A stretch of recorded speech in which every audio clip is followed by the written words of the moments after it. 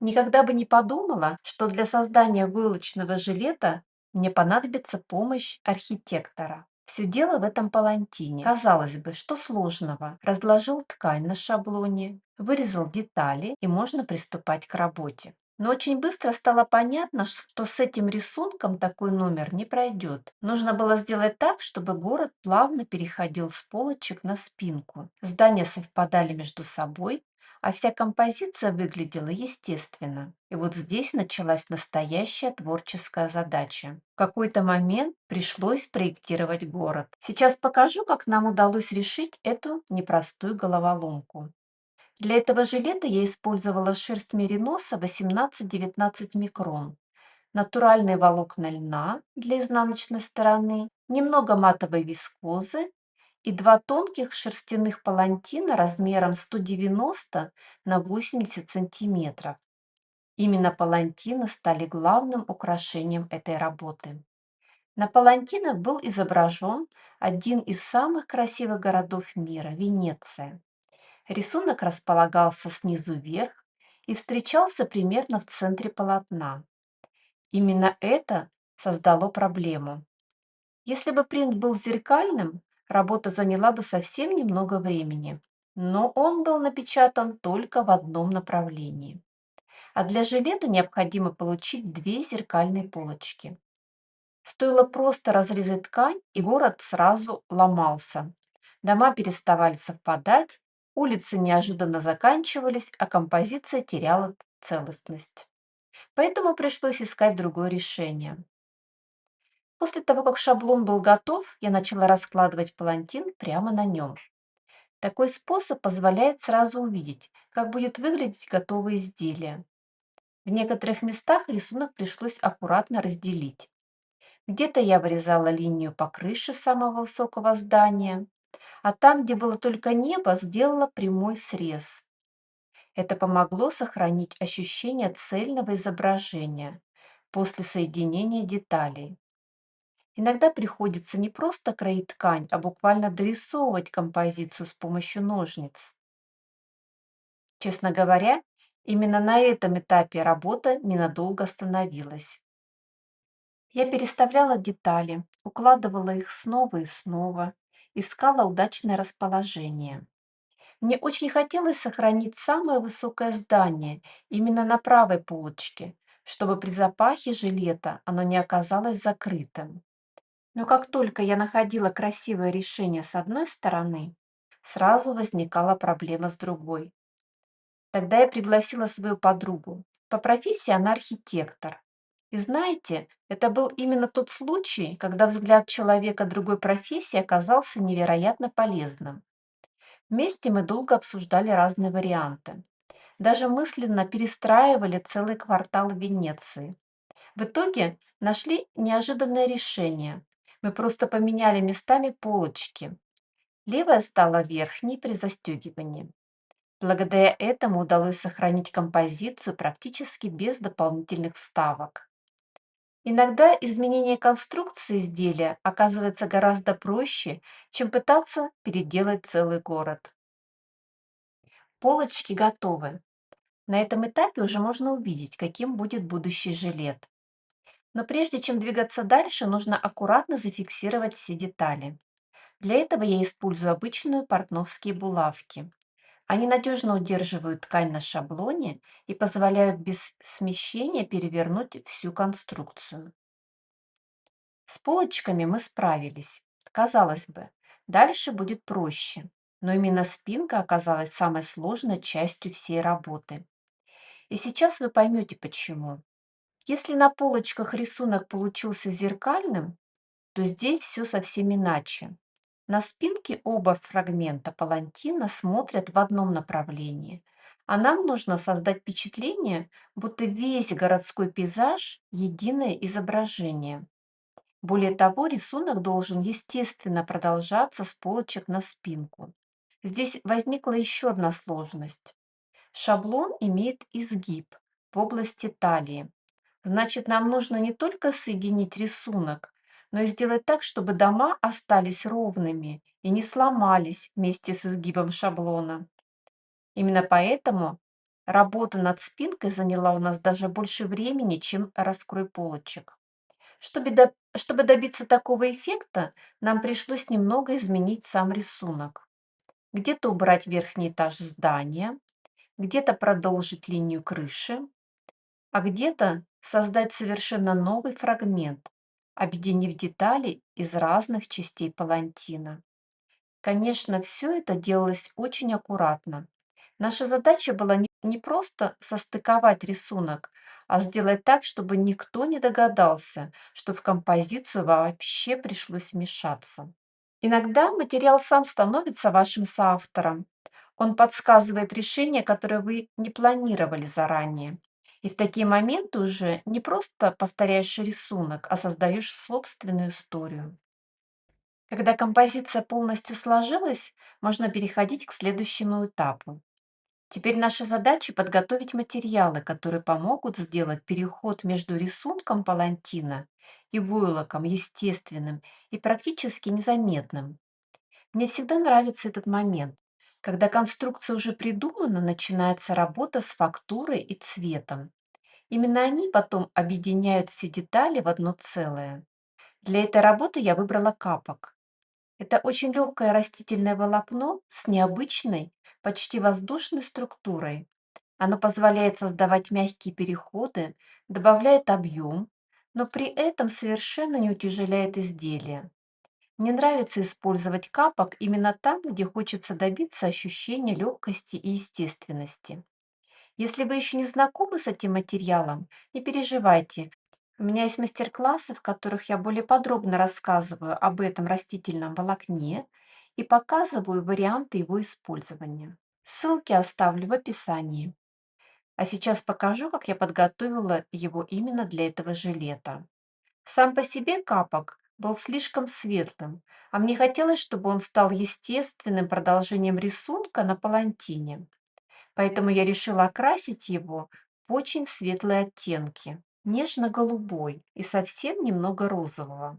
Ровно столько, чтобы сохранить ощущение легкого утреннего неба над Венецией. Здесь важно не стремиться к насыщенному цвету. Наоборот, чем деликатнее получится оттенок, тем красивее он будет работать в готовом изделии. Иногда именно самые спокойные цвета создают самые сильные впечатления. Перед окрашиванием капок обязательно нужно хорошо намочить. Я оставляю его примерно на 15-20 минут в теплой воде с небольшим количеством мыла. За это время волокна полностью пропитываются влагой и потом окрашиваются гораздо равномернее. Пока материал замачивается, можно спокойно подготовить краситель. В этой работе я использовала краситель для шерсти и шелка. Хотя капок– это волокно растительного происхождения, конечно, для таких материалов существуют специальные красители, но в тот момент у меня под рукой был только этот. Я понимала, что оттенки получатся менее насыщенными, но именно этого результата мне и хотелось добиться. Во время окрашивания краситель необходимо закрепить. Это можно сделать разными способами. Например, в микроволновой печи или на водяной бане. Выбирайте тот вариант, который вам удобнее. Если вы используете микроволновую печь, обычно достаточно двух циклов по 3 минуты на максимальной мощности. После того, как материал полностью остынет, его можно аккуратно прополоскать. Чтобы он быстрее высох, я его отжимаю в стиральной машинке. А потом очень важно его хорошо высушить. Я никогда не окрашиваю волокна на всякий случай. Каждый оттенок появляется только тогда, когда я уже понимаю, какую роль он будет играть в работе. В этом проекте капок стал продолжением неба, поэтому и цвета должны были быть такими же легкими и спокойными. В итоге мягкие приглушенные цвета очень гармонично вписались в общую цветовую гамму жилета. Пока окрашенный капок сохнет, можно заняться основой нашего будущего жилета. Именно сейчас начинается тот этап, от которого зависит не только внешний вид изделия, но и его пластика и посадка. Другими словами, начинается раскладка шерсти. Прежде чем приступить к раскладке, нужно освободить шаблон. Все детали, которые мы выкраивали из палантина, были временно закреплены булавками. Теперь их нужно аккуратно снять. Я всегда советую делать это спокойно, не торопясь. На этом этапе важно сохранить не только сами детали, но и их точное расположение относительно друг друга. Прежде чем убрать ткань с шаблона, обязательно сфотографируйте раскладку. Поверьте моему опыту, эта фотография может оказаться очень полезной. Если вдруг какая-то деталь случайно сдвинется, у вас всегда будет возможность быстро восстановить первоначальную композицию. Сняв детали шаблона, я сразу соединяю их между собой теми же булавками. Так они остаются в том же положении, в котором будут располагаться на готовом изделии. Это простая причина, но именно такие мелочи помогают избежать путаницы во время работы. Теперь нужно разложить все детали рядом с рабочим местом. Обычно я располагаю их так, как они будут находиться на жилете. Спинка в центре, полочки справа и слева. Когда вся композиция находится перед глазами, работать становится гораздо спокойнее. Не приходится каждый раз вспоминать, где должна лежать та или иная деталь. Теперь можно возвращаться к шаблону. На стол я укладываю воздушно-пузырьковую пленку пузыриками вверх. Сам шаблон располагаю поверх нее. У меня рабочая поверхность увеличена листом арголита. Это позволяет без труда работать с крупными изделиями. Конечно, у каждого мастера свое рабочее место. Главное, чтобы шаблон свободно помещался на поверхности и вам было удобно двигаться вокруг него. Работать мы будем прямой раскладкой. И первым слоем я раскладываю волокна льна. Именно они окажутся с изнаночной стороны жилета. Лен не только делает внутреннюю поверхность более интересной, но и придает изделию дополнительную прочность и красивую фактуру. После раскладки я слегка смачиваю волокна чистой водой из пульверизатора. Это помогает им прикрепиться к шаблону и не смещаться во время дальнейшей работы. Теперь начинается раскладка шерсти. Именно она определяет, какими получится будущий войлок, насколько ровным он будет, насколько пластичным и как изделие будет вести себя после усадки. Для этого жилета я использую шерсть мериноса 18-19 микрон натурального песочного оттенка. Цвет выбран не случайно. Он очень деликатно поддерживает палантин и не отвлекает внимание от рисунка. Шерсть я раскладываю в три слоя. Первый слой горизонтально относительно шаблона. Горловинную пройму я раскладываю вдоль линии шаблона шириной примерно 5 сантиметров. Мы знаем, что волокна шерсти усаживаются по длине волокна, значит в этом месте они будут подтягивать наш войлок во время валяния, и горловина и пройма не будут растягиваться. Второй слой раскладываем вертикально, но низ жилета раскладываем вдоль линии шаблона шириной примерно 5 сантиметров.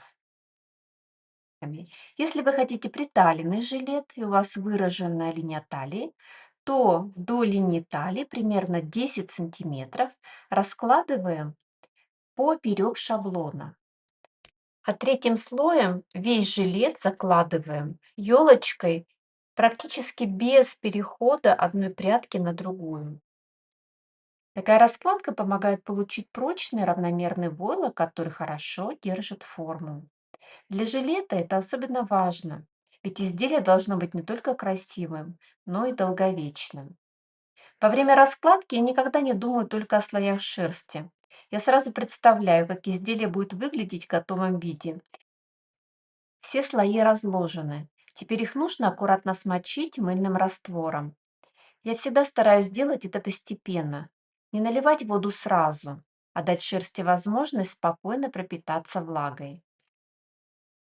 Тогда излишков воды у вас будет значительно меньше.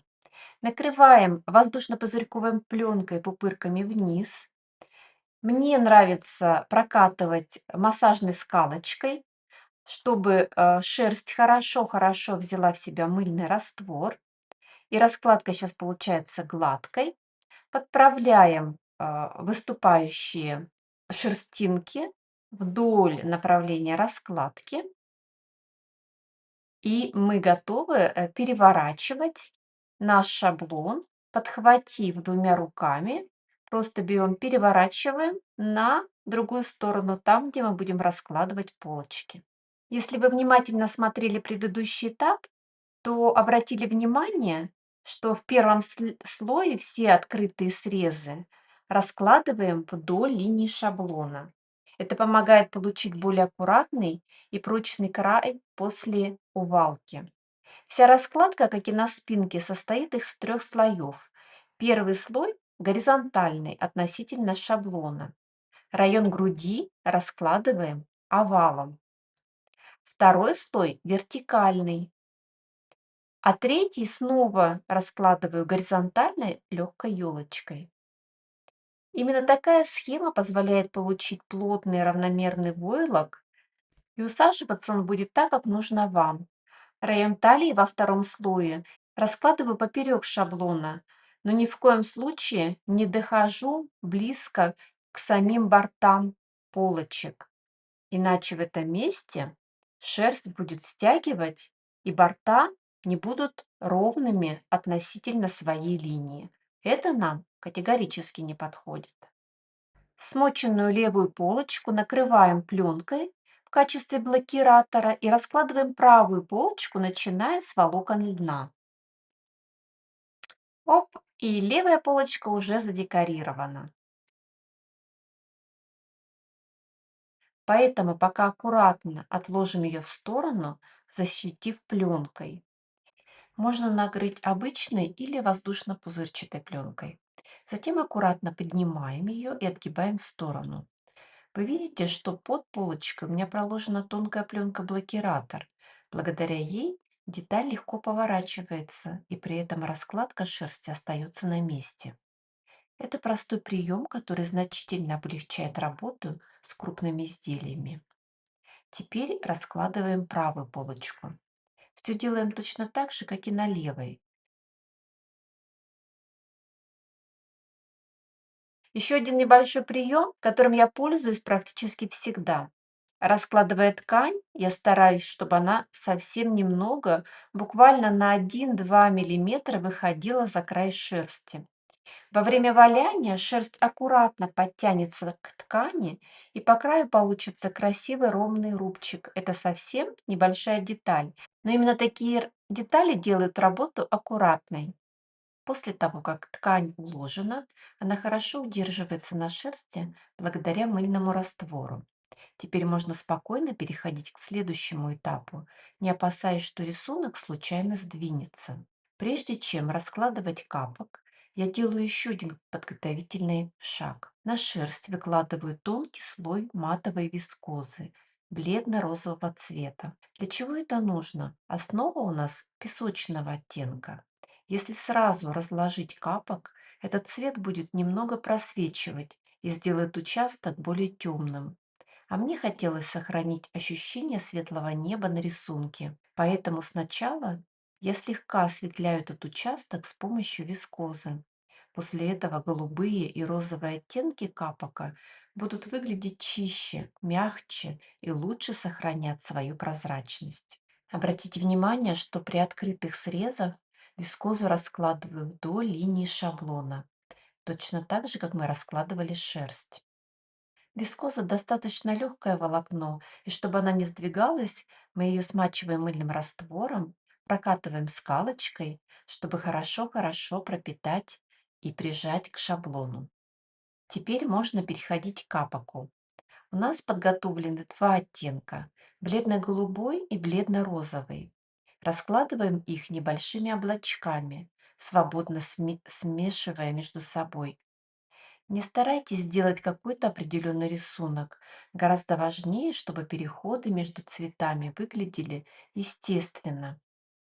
Еще один важный момент. Не раскладывайте капок слишком плотно.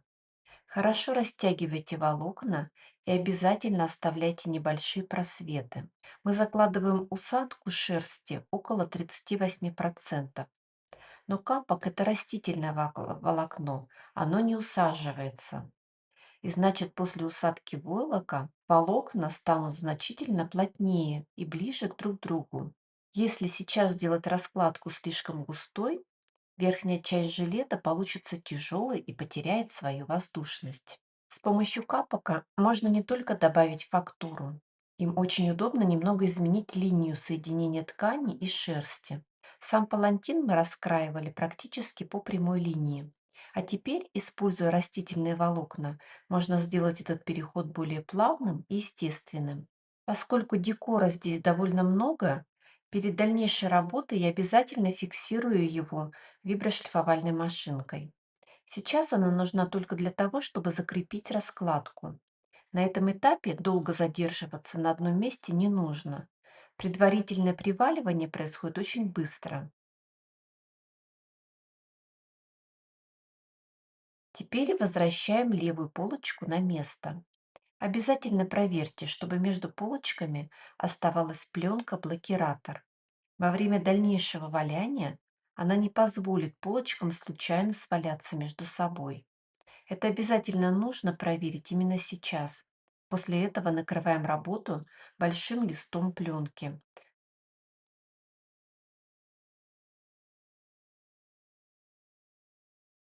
Захватываем обе пленки одновременно и аккуратно переворачиваем шаблон. Теперь можно приступать к декорированию спинки. Начинаем со сгибов ткани. Все выступающие припуски аккуратно загибаем на шаблон и хорошо натягиваем. Очень важно убедиться, что на линии сгиба не осталось пустот. Ткань должна плотно прилегать к шерсти по всей длине. Если где-то останется воздушный карман, после увалки в этом месте может образоваться нежелательный рубчик. Теперь можно раскладывать подготовленные фрагменты палантина.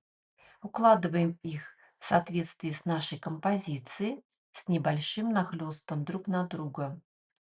Именно сейчас окончательно складывается рисунок на спинке.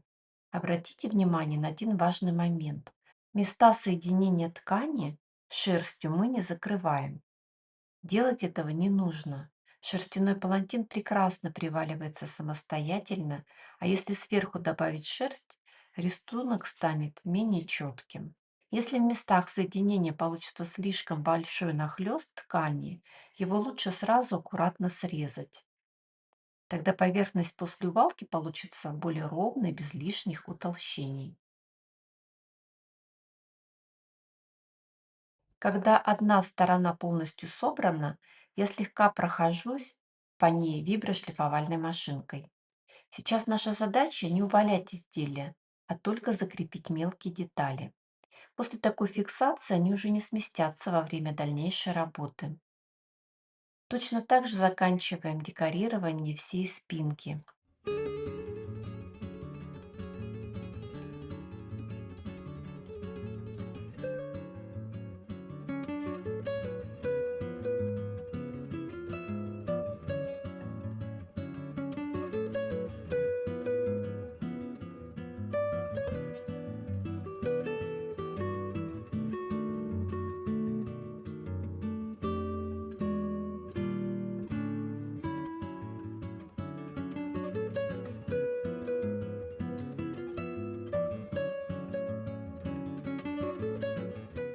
После этого слегка смачиваем поверхность мыльным раствором и еще раз закрепляем раскладку виброшлифовальной машинкой.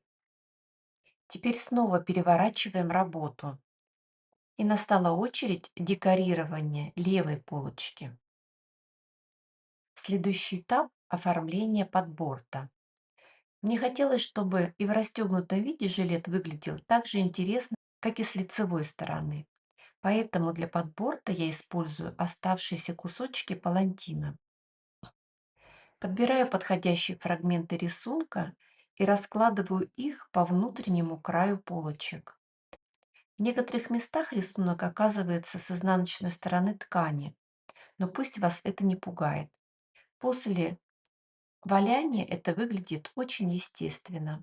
Такой вариант намного интереснее, чем оставить подборт однотонным.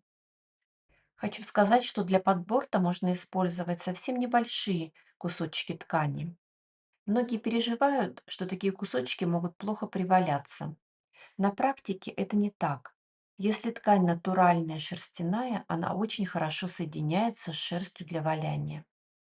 Также хорошо приваливается натуральный шелк. Хлопок тоже хорошо использовать, но желательно выбирать очень тонкие ткани. Сейчас я вырезаю небольшой кусочек на цельновальную обтачку по горловине. Чтобы он был ровный, складываю пополам, скрепляю иголочками и останавливаю. Кстати, у меня есть видео-мастер-класс, где цельноваленную обтачку я раскладываю совершенно другим способом. Если вам интересно, ссылку оставлю в описании. Сейчас хочу обратить ваше внимание еще на один момент. В этой работе я использовала очень много небольших фрагментов ткани. Именно поэтому на этапе предварительного приваливания мне было удобнее работать виброшлифовальной машинкой. Она надежно закрепила все детали, и необходимости катать изделие в рулоне у меня уже не было. Если же в вашей работе крупных декоративных элементов немного, вполне можно обойтись и без виброшлифовальной машинки, используя привычное валяние в рулоне.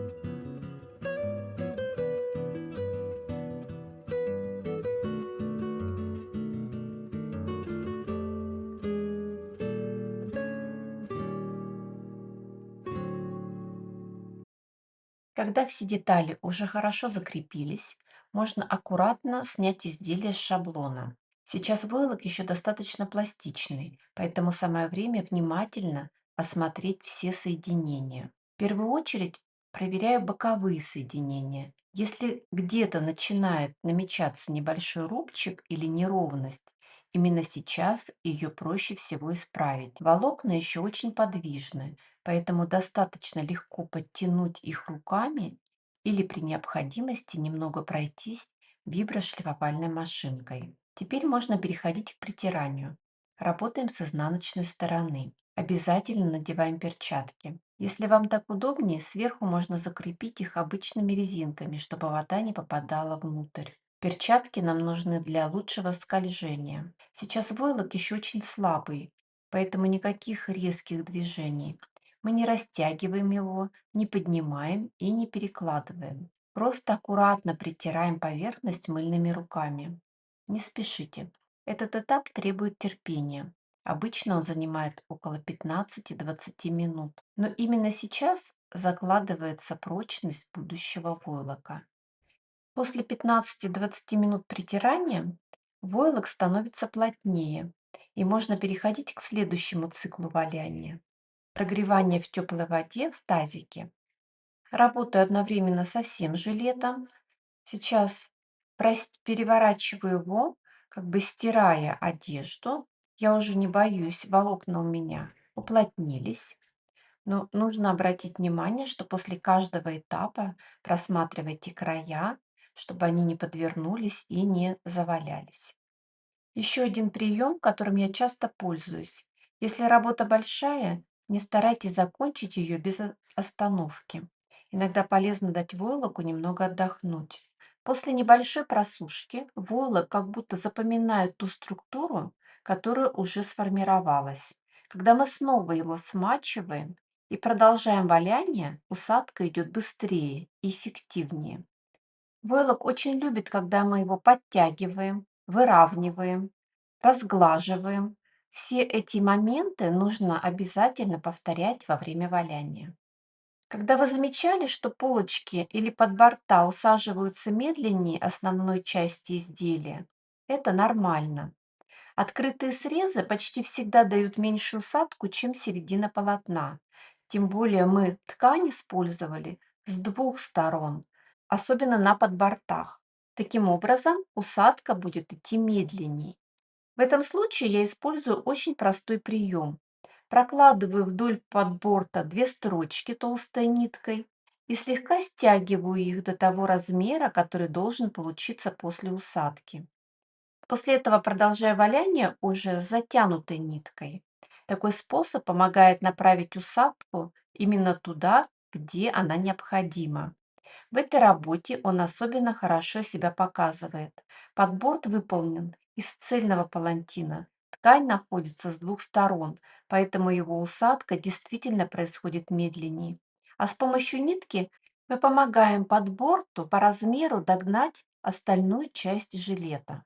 Чтобы скольжение во время трения было хорошим, я использую полиэтиленовые перчатки и кусковое мыло и притираю на столе на воздушной пузырьковой пленке для большей эффективности. После того, как работа закончена, прополощена, обязательно подтяните войлок, выровняйте его. Таким образом он будет более тонкий и равномерный. И после полного высыхания убираем нитку, которую мы прокладывали для стягивания подбортов и горловины. Обязательно складываем жилет вдоль линии спинки и проверяем его на симметричность. Затем можно отпарить жилет с изнаночной стороны. А чтобы красиво сформировать линию груди, есть один простой прием. Пока изделие еще теплое и влажное после отпаривания, подложите в область груди небольшие мисочки или другие подходящие формы. Оставьте жилет в таком положении до полного высыхания. После этого форма сохранится значительно лучше.